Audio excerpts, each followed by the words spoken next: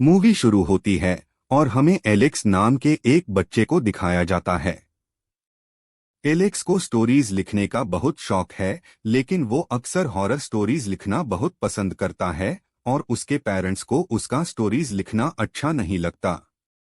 वो उसे कहते हैं कि वो अपनी पढ़ाई पर ज्यादा टाइम दे तो अच्छा होगा।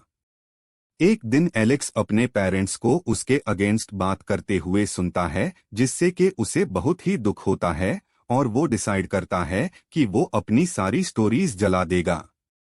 अपना बैग लेकर वो फ्लैट से निकल जाता है।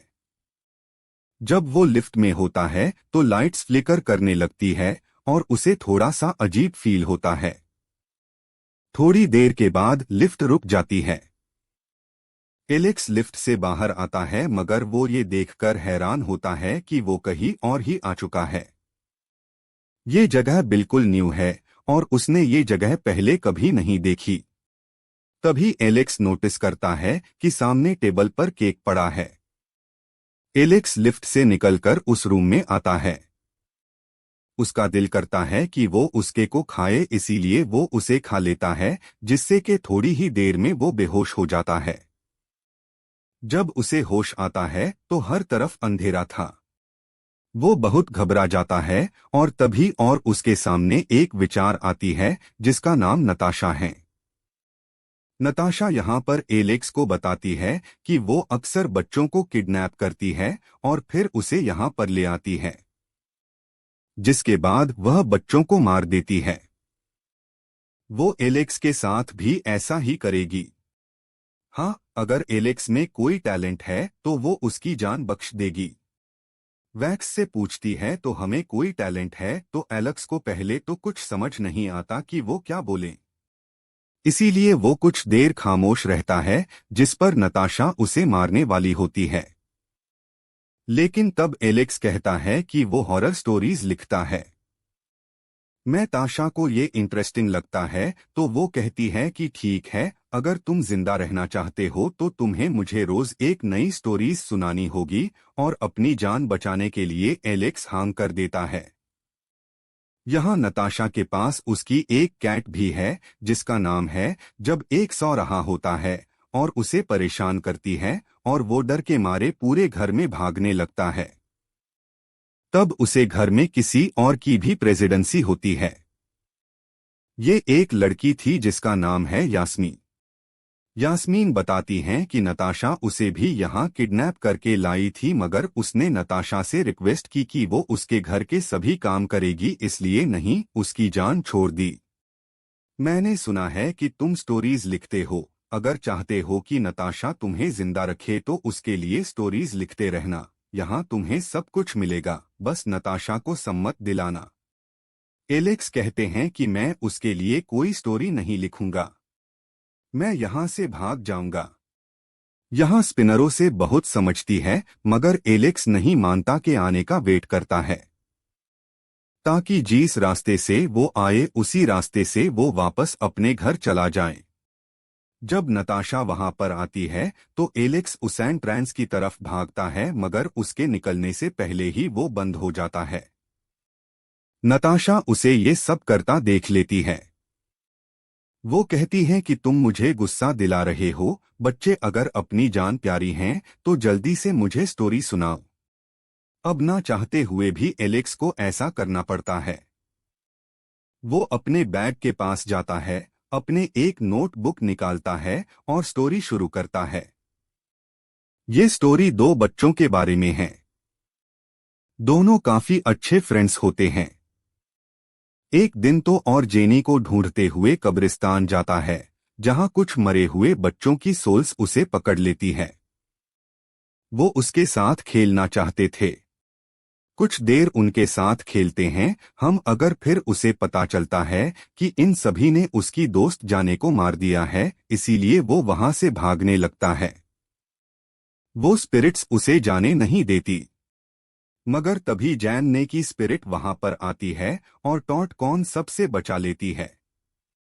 वो कहती हैं कि दोस्त हमेशा एक दूसरे के लिए कुर्बानी देते हैं, मगर ये स्टोरी सुनकर नताशा गुस्सा हो जाती है।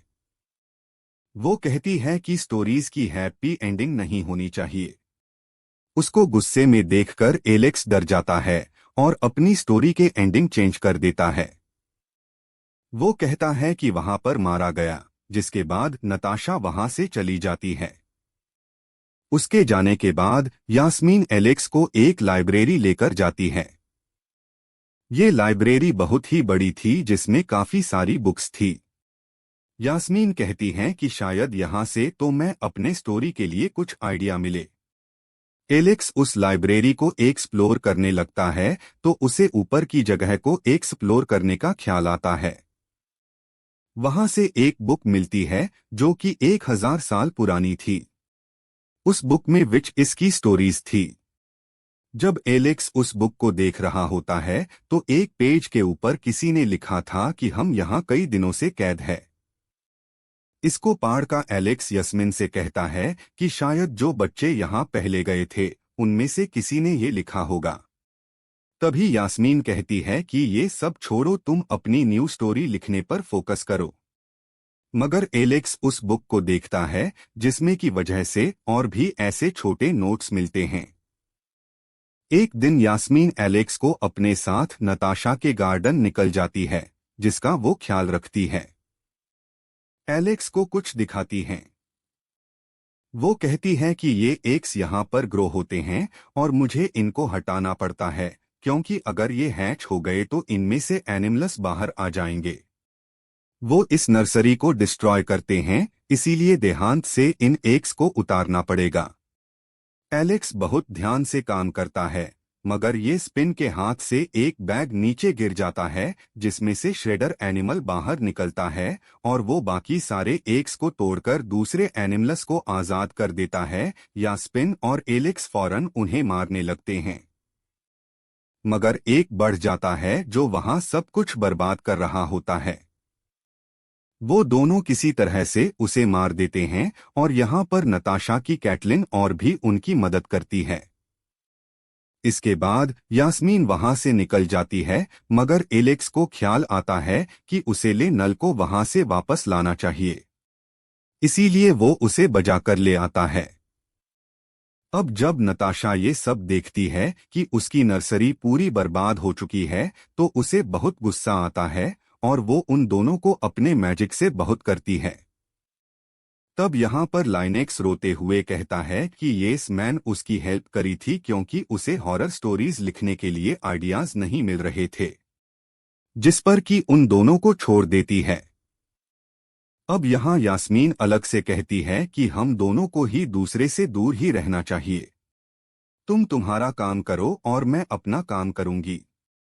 अब एलेक्स को ऑलमोस्ट बुक मिलने ही वाली थी जिसमें ये लिखा था कि आज मैं भागने वाली हूँ। इसके बाद एलेक्स यास्मीन को कहते हैं कि अगर इस लड़की को यहाँ से भागने का रास्ता मिला है तो हमें भी जरूर मिल जाएगा। यास्मीन पहले तो एलेक्स की मदद नहीं करती है लेकिन फिर भी वो एलेक्स के पास लाइब्रेरी में जाती है और अब ये दोनों मिलकर बुक्स को ढूंढने की कोशिश करते हैं कि शायद इन्हें कोई क्लू मिल ही जाए। यहाँ पर ये एलेक्स को सब कुछ बताती है कि कैसे यहाँ पर कितने सारे बच्चे हुआ करते थे, लेकिन धीरे धीरे नताशा ने सभी को मार दिया जो कि उसके काम के बच्चे नहीं थे। एक बार बाहर निकलने के लिए उसने बेसन के अंदर कुछ ऐसी चीजें फंसा दी थी जिसके ऊपर हताशा का मैजिक काम नहीं करता था और इसके साथ उन्हें लगा कि शायद यहाँ पर जाएगा जो कि उन्हें बचा लेगा। उन्होंने बेसन के नीचे एक नोट भी लगाया था कि शायद उसे प्लम्बर देख लेगा, लेकिन वहां पर कोई भी प्लम्बर नहीं आया और नताशा ने वो नोट देख लिया था। बाद में यहाँ उनका एक फ्रेंड था जिसने ये सारे इल्जाम खुद पर ले लिया। इस पर यास्मीन तो बच गई लेकिन उसका फ्रेंड हमेशा हमेशा के लिए यहाँ पर स्टैचू बना दिया गया।